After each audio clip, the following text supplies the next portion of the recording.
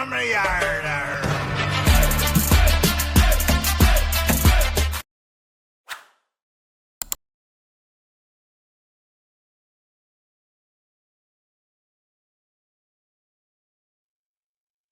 दोस्तों, मैं आपका दोस्त ब्रजमोहन सिंह अपने YouTube चैनल BBN ट्रेडिंग में आपका स्वागत करता हूं।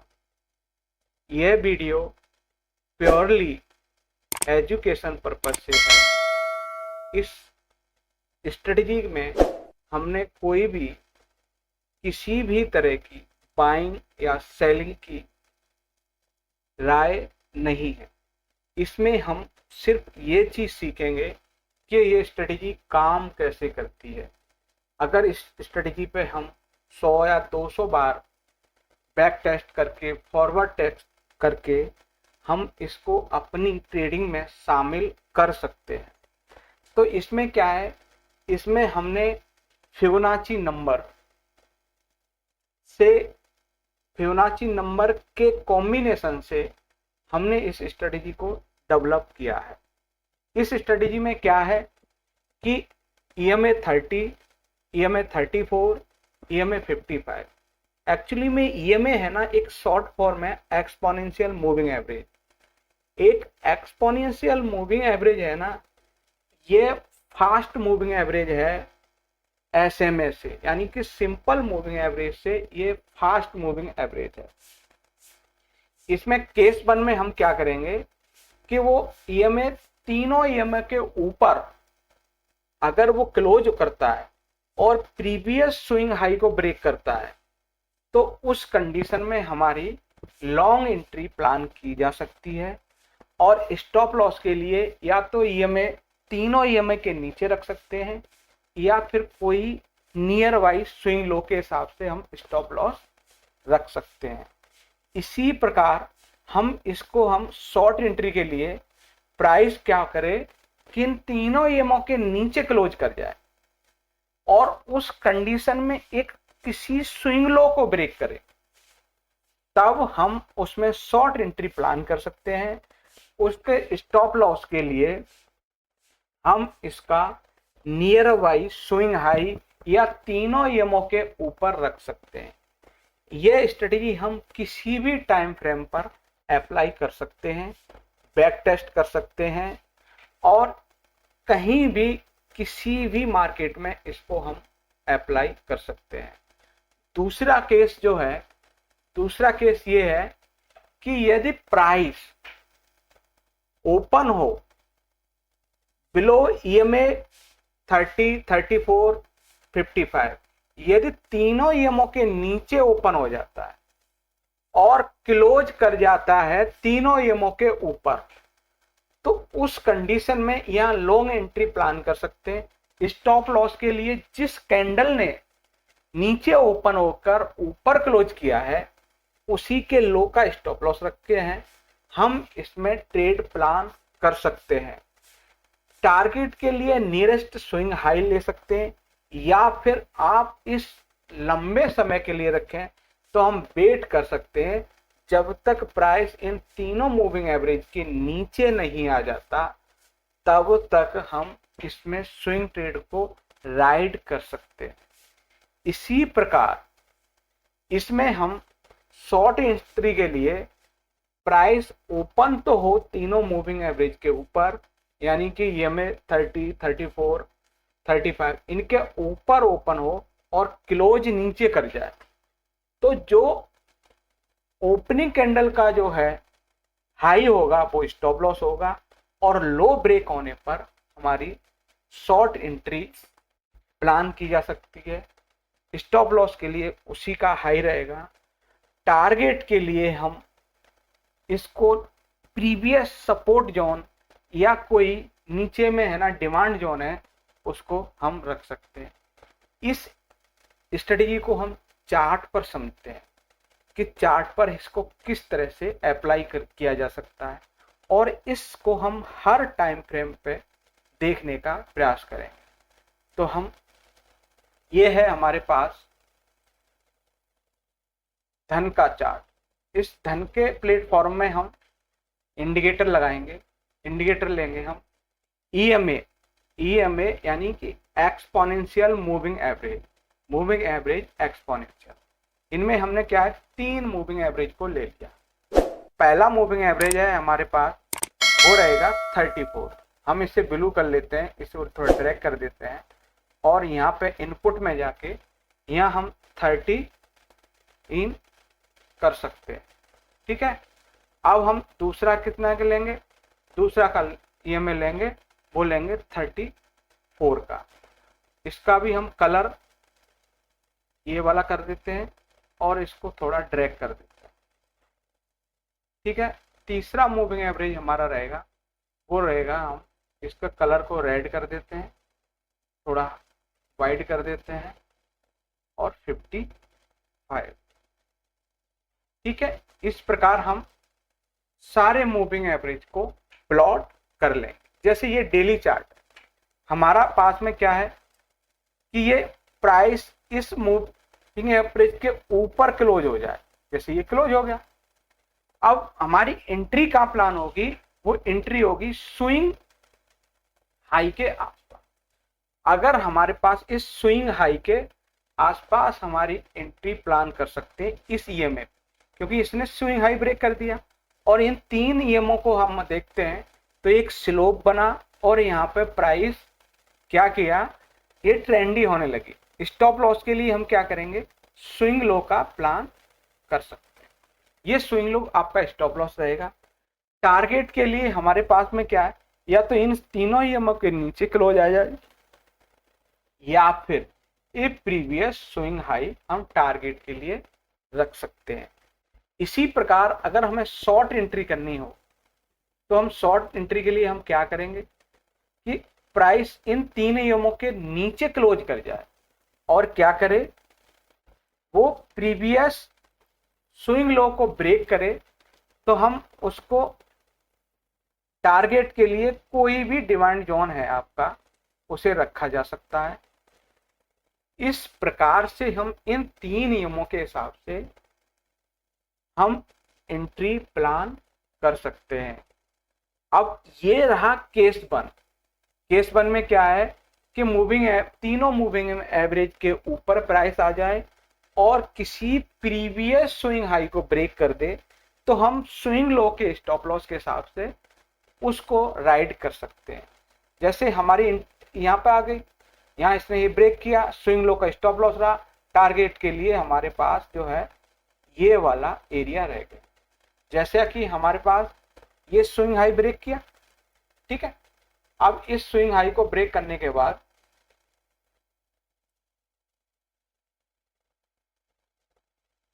ये स्विंग हाई ब्रेक हुआ,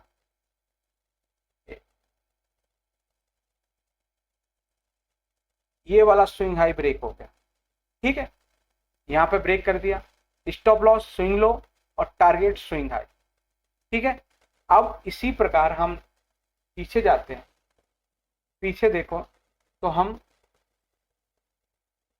प्राइस है ना तीनों मूविंग एवरेज के नीचे क्लोज कर गई, ये क्लोजिंग यहां पे आ गई और उस कंडीशन में हमारे पास में क्या हुआ, ये स्विंग लो ब्रेक कर दिया। ये स्विंग लो ब्रेक करते ही हमारे पास ये टारगेट के लिए यहाँ पे हमारी एंट्री एक्टिवेट हो गई और वो एक्टिवेट होने के बाद फिर हमने कहां से प्राइस तेजी से गया, तेजी से प्राइस इस लेवल से गिराया, प्राइस यहां से तेजी से गया ऊपर साइड। तो प्राइस क्या करेंगे हम, जैसे ही हम ये इसके नीचे क्लोज आया, ये इसको ब्रेक किया तो हम इस लेवल का है ना टारगेट रख सकते हैं। तो ये हमारा केस बन रहा।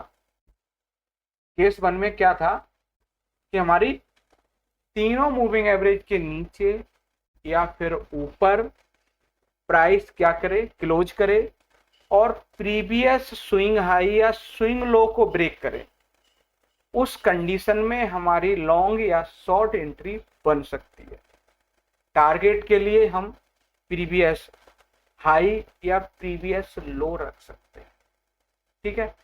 दूसरी हमारी कंडीशन ये थी केस 2 में कि वो ईएमए के नीचे ओपन हो, और क्लोज ईएमए के ऊपर कर दे, वो भी उस कंडीशन में तीनों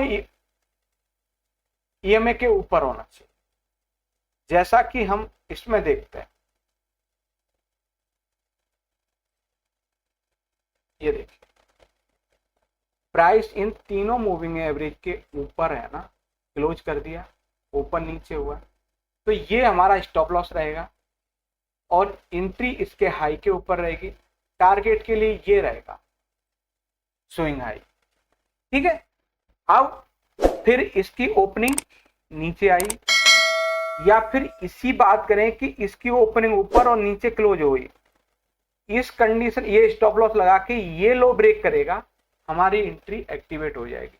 इसमें एंट्री एक्टिवेट नहीं हुई, बल्कि इसमें यहाँ ओपन होके यहाँ क्लोज होके इसने दोबारा एंट्री एक्टिवेट कर दी, और इसको टारगेट के लिए हमारा या तो इन तीनों मूविंग एवरेज के नीचे आ जाए, या फिर कोई स्विंग हाई के आसपास हम अपना टारगेट रख सकते हैं।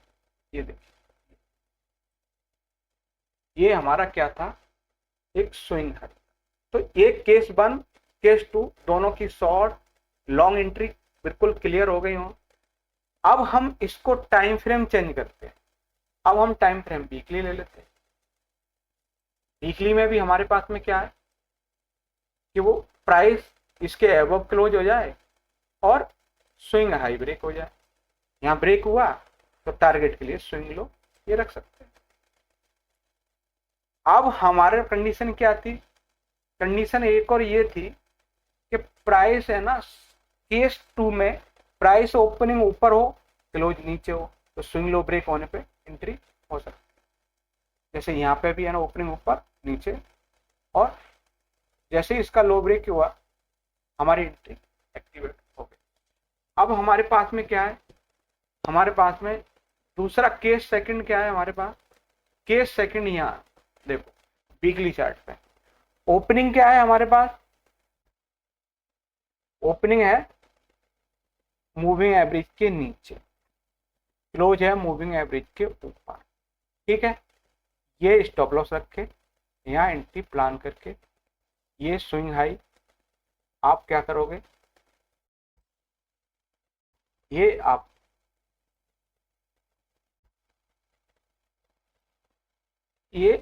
इस हिसाब से आप अपनी स्विंग हाई का टारगेट के लिए रख सकते हो।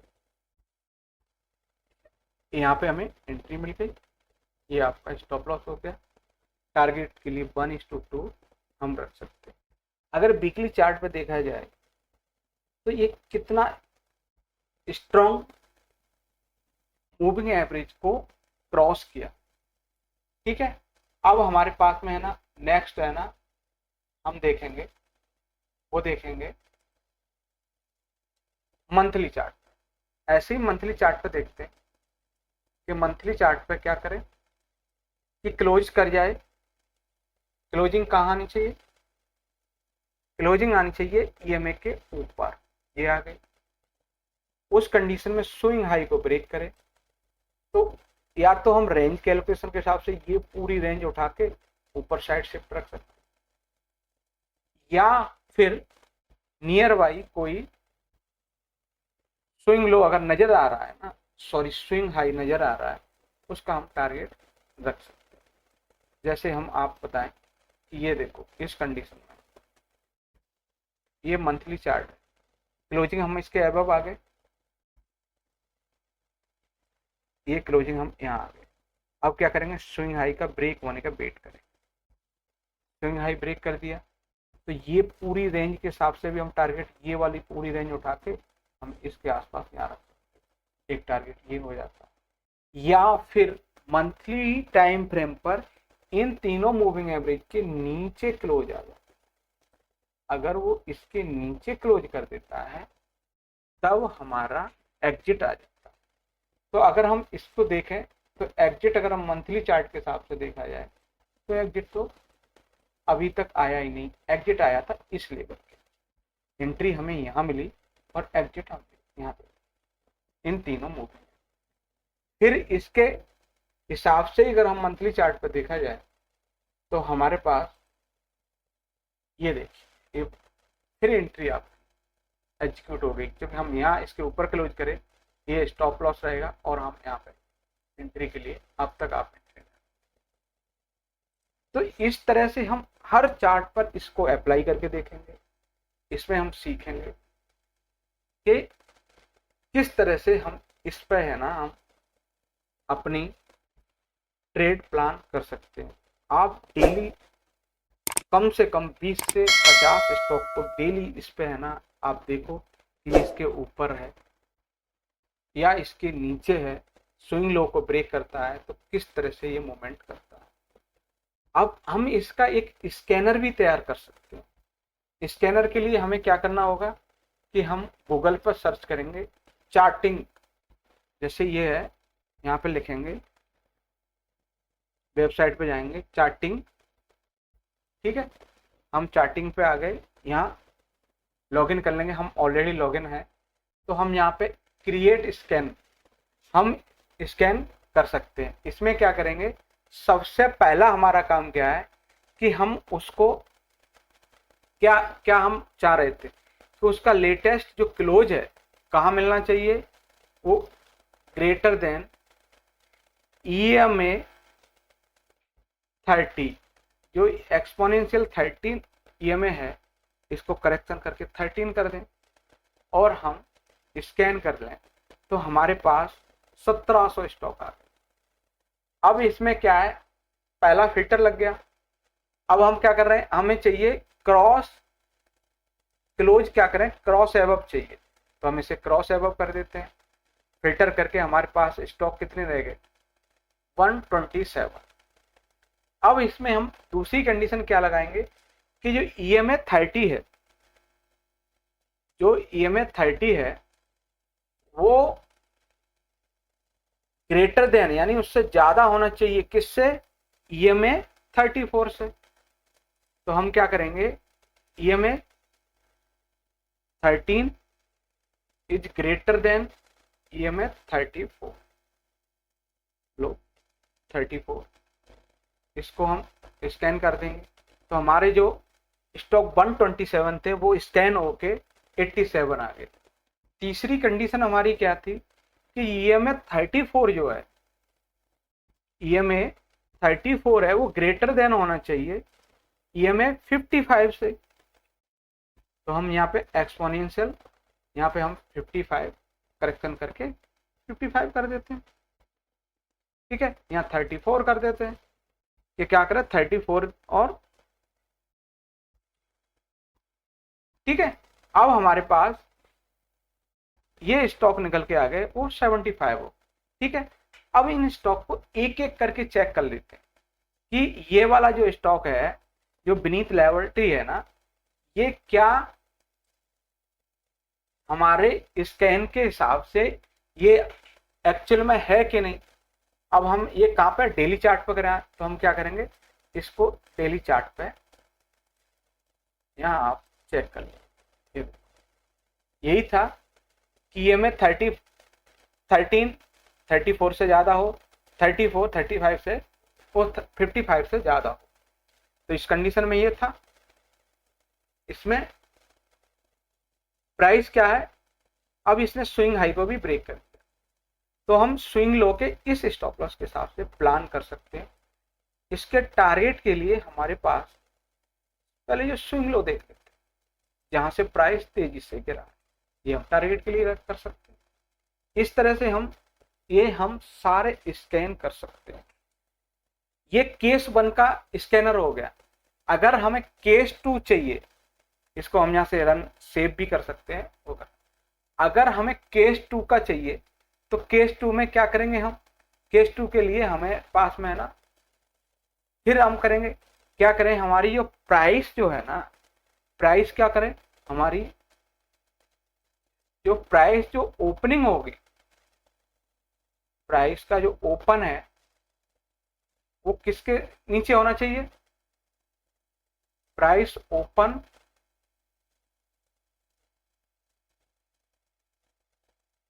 लेस देन EMA 55, क्योंकि उसका 55 ही हमारे पास नीचे है, तो हमें उसकी ओपनिंग कहां से दे रहे हैं हम, 55। ठीक है, अब उसका जो ओपन है वो कहाँ होना चाहिए, वो आपका लेस देन होना चाहिए, किससे, EMA 55 से। और उसका क्लोज कहाँ होना चाहिए, उसका जो क्लोज है वो आपका ग्रेटर देन होना चाहिए EMA 30 से। सिंपल, कि हम 55 के नीचे है ना ओपन हो जाए, क्लोज हमारे पास आ जाए, वो EMA 30 पे आ जाए। तो हम क्या करेंगे, इस तरह से हम कर देंगे, ये स्कैन करके ये इतने 117 स्टॉक आ गए DB रियलिटी। अब इसको हम देखते हैं, कॉपी कर लो, यहाँ से आके चेक कर लेते कि हमारी कंडीशन को फुलफिल कर रहा है कि नहीं कर रहा। हमारी कंडीशन क्या थी कि इस EMA के नीचे है, ओपनिंग आ जाए और क्लोज इन तीनों मूविंग एवरेज के ऊपर हो जाए। ठीक है, इस प्रकार से हम अपनी एंट्री एग्जिट और प्लान कर सकते हैं। स्टॉप लॉस के लिए स्विंग हाई, ये आपका स्विंग लो हो जाएगा, और आपने है ना ये आपके टारगेट के लिए होगा, ये वाला ये लेवल है, ये हम टारगेट के लिए रख सकते हैं। तो ये एक स्ट्रेटेजी थी जिसमें हमने तीनों EMO को लिया, EMA 30, EMA 34, ये EMA 55। ये वीडियो आपको अच्छा लगे तो प्लीज लाइक और शेयर करें और मेरे चैनल को सब्सक्राइब